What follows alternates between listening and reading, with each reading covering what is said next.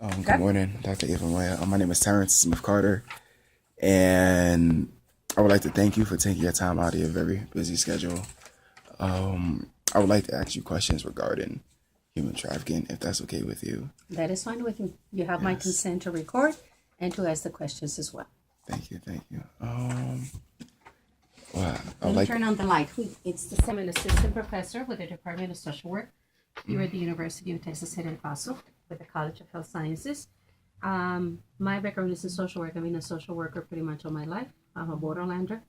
That means that I have moved between the two countries, have trained in both countries, US and Mexico, have worked in two countries, studied in two countries, and are concerned about addressing social issues such as human trafficking, modern slavery, and smuggling of individuals, which actually, outside of the trafficking of drugs and the movement of drugs between countries, is the second, I'm told the first or the second, depending on who you ask, most profitable business on Mother Earth, human trafficking is. And why is that? Because victims are trafficked multiple times, drugs are used one time and consumed and therefore disposed, and human life is not, until it gives you no more opportunity for you to profit from human life. So human trafficking is a global problem. Those that trafficked individuals are violating human rights because, one of the human rights in the Charter of International Laws is that you need to be free from torture and from any kind of trafficking. And so every time we acknowledge and we see, not only in newspapers, but we know through the media or we know through contact with organizations that a victim has been found or a human trafficking ring has been identified, it brings it to bear. It basically says that this is alive, that this is a problem that is growing, and that it is global. So it's not specific to the United States, to Mexico, or to the US-Mexico border region. Why does human trafficking happen? I have no reason specifically as to say why it does. However, human trafficking is grounded in greed and in profit, without a doubt. And the victims, they can be women, men, and children of all ages. But most victims are young. Most victims are women, but not exclusively, and that is changing.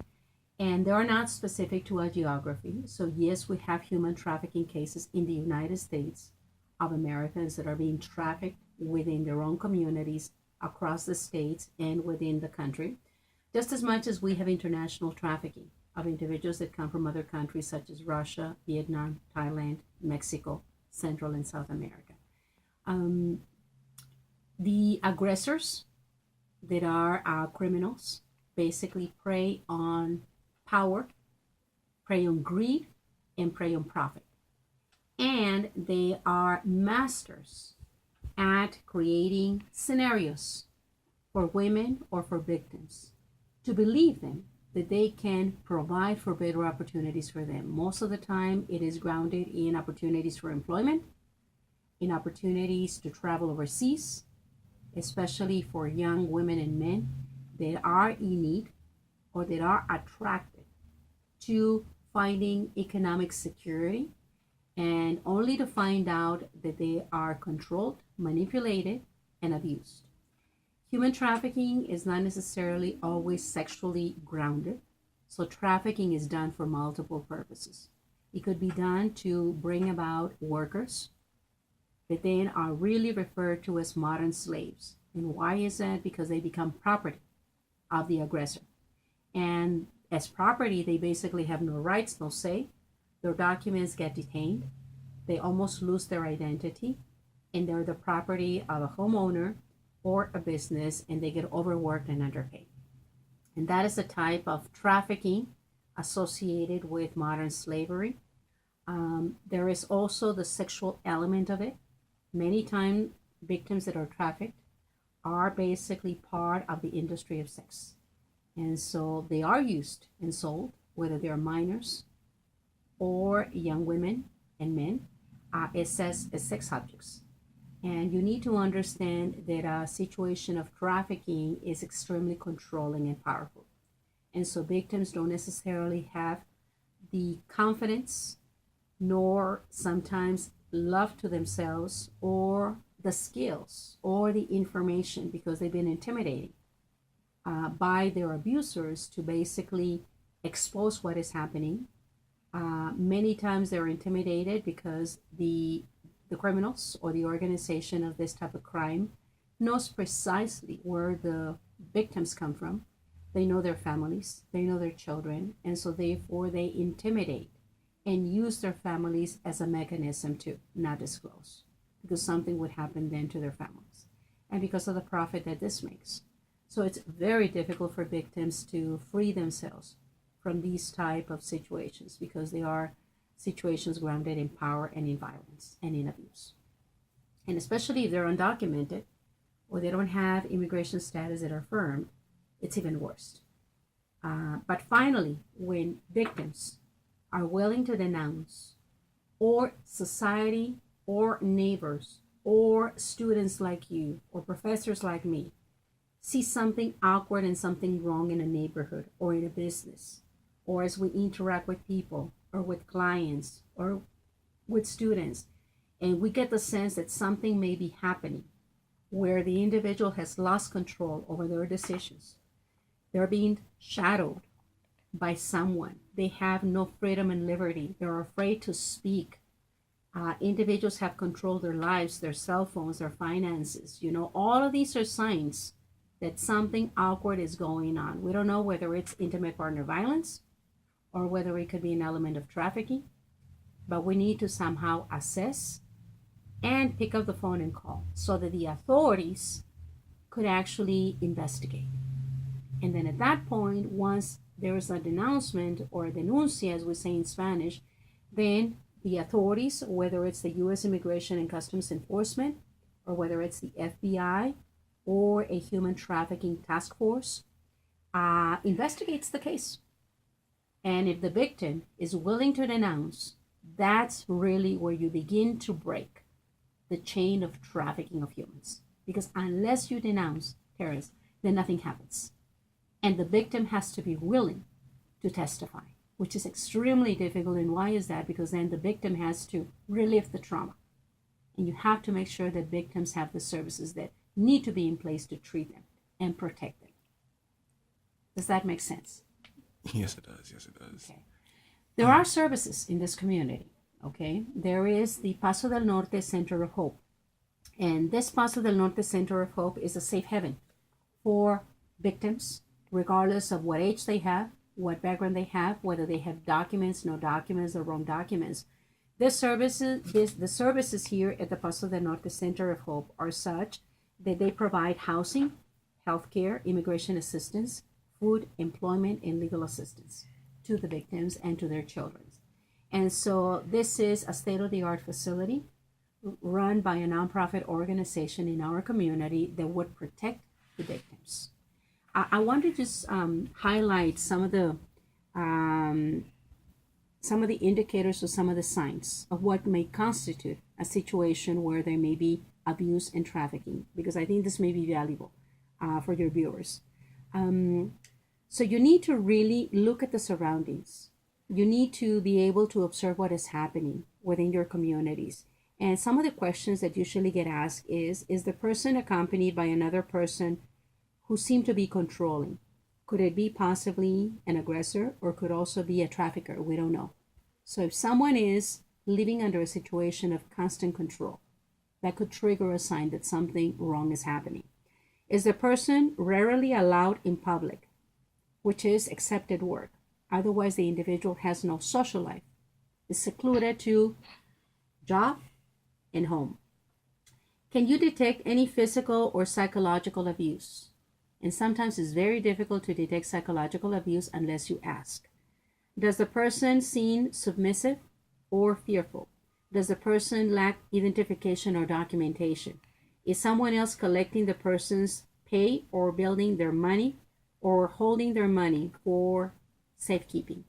These are things that would automatically trigger questions of concern. Someone may be experiencing abuse, control, or maybe trafficked. There's a National Human Trafficking Resource Center hotline, which is 1-888 Rws1302 and that is a place where you can call, get information. And then there's also a local number for the Paso del Norte Center of Hope, which is 231-8882. Thank you. Last question. How do you think this film, this documentary or interview can spread awareness and help individuals who want to know about human trafficking, also victims of human trafficking, get help? Well, we need to get the information out that human trafficking exists, that it's not a problem of another country. So we need to sort of like identify the cases. And it is incredible when you have victims that finally come out and denounce. So the more that people can denounce the situations, the more than victims can speak out and eventually give testimony about their experience. I think that can help us to educate the community at large, that this is real, this could happen to you, it could happen to a loved one. It's not specific of only individuals that do sex industry work. This could happen to anyone. I think that we also need to be much more responsible about how we use social media, because nowadays you pretty much can access almost anything online, including finding victims, buying victims, buying services. And so as parents, as grandparents, as professors, as students, we need to be responsible and make sure, that our children, our community has access to adequate resourcial information and not be prey to traffickers. We need to know what resources are available in the community. So knowing that we have a center of hope, volunteering to the degree that it is possible, donating resources, being willing, it doesn't matter which trench you're in. I could be a physician, or I could be an attorney, or I could be, a business person. Keep an eye for these situations. Don't leave it only to social workers or to enforcement authorities. Keep an eye for trafficking. Become educated.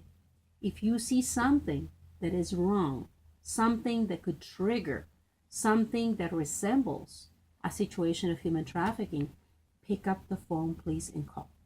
Call the authorities and report it. Let the authorities help us with the investigation, because you may be saving lives, and that's really important. And then, if you're interested in moving between countries, don't accept offers that seem so unbelievable, so good to be true, because most likely there are things that are being hidden. And don't necessarily trust for the sake of trusting. I know this is very awkward, especially children. We need to teach children how to distinguish between elements of fear and risk. I'll give you an example. My colleagues in Ciudad Juarez developed this wonderful play. It's called The Engaño, or The Trick in English. And it's a 12-minute puppeteer show where you have the element of puppets, voices in English and Spanish, directed at children, so that children can early on recognize how you can be tricked in life and how you can be smuggled, how within a matter of minutes a stranger can walk into your life or into your school and really change your life for the worst. And so how to teach children to care for each other, to learn who to trust, who not to trust, to report anything that may be unusual or abnormal or scary, to learn to trust your gut feeling, okay, and to be able to really diminish or reduce risk associated with being smuggled. So that's one specific example of how we're trying to use an educational tool to start a conversation on the subject. Awesomeness. All right. Thank you. You're you welcome. so much. Thank you. Did I answer your questions? Yes, you did. Yeah, Good. you answered all of them. Oh my, okay. I'm impressed then. Okay. Yeah, so let me see. Yeah, you did. Thank you so much. You're welcome. Dr. Eva Moya. Thank you. You're welcome.